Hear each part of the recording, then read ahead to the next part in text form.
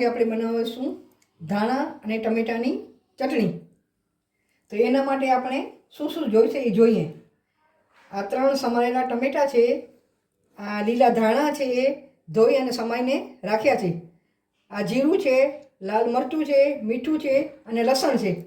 પહેલાં આપણે 1 ચમચી જીરું નાખીશું, પછી એમાં 10-12 લસણની કળી છે એ અંદર આપણે એડ કરીશું અને મીઠું નાખી સેજ અને અધકચરા પીસી લઈએ। આવી રીતે આમ અધકચરા પીસી લેવાના। હવે એમાં આપણે આ ધાણા એડ કરી દઈશું, એને થોડા અધકચરા પીસી લઈએ।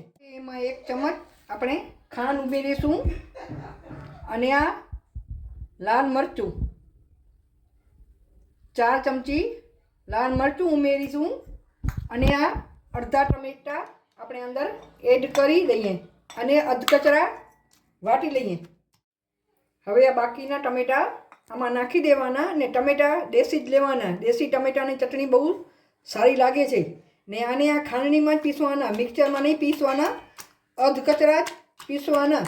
લીલા દાણાનું પ્રમાણ વધારે નાખવાનું, બહુ ટેસ્ટી લાગે છે ચટણી। આ ચટણીને તમે 6-7 દિવસ ફ્રીજમાં રાખી શકો છો અને પરોઠા, રોટલી કે બાજરાના રોટલા જોડે તમે એન્જોય કરી શકો છો। અમે તો આ ચટણી બાજરાના રોટલા જોડે જ ખાઈએ છીએ, બહુ ટેસ્ટી લાગે છે। આવી રીતે આમ ટમેટા ખાંડી લેવાના, ટમેટા આમ દેખાવા જોઈએ, એની પ્યુરી નથી બનાવવાની, બરાબર। હવે આપણે એનો વઘાર કરી લઈએ। આપણું તેલ ગરમ થઈ ગયું છે, અતિશય ગરમ નથી કરવાનું। એમાં આપણે આ ટમેટા ને ધાણા પીસ્યા હતા એ એડ કરી દઈએ।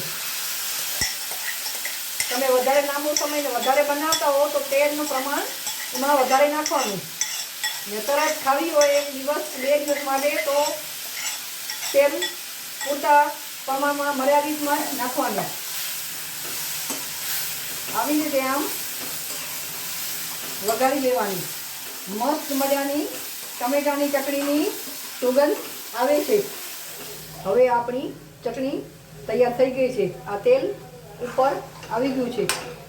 હવે આપણે બીજા બાઉલમાં આપણે આ ચટણી કાઢી લઈએ અને ગેસ બંધ કરી દઈએ। ચલો, મસ્ત મજાની ખાટી મીઠી ચટણી આપણી તૈયાર છે। હું તો આ ચટણી 12 માસ બનાવું છું।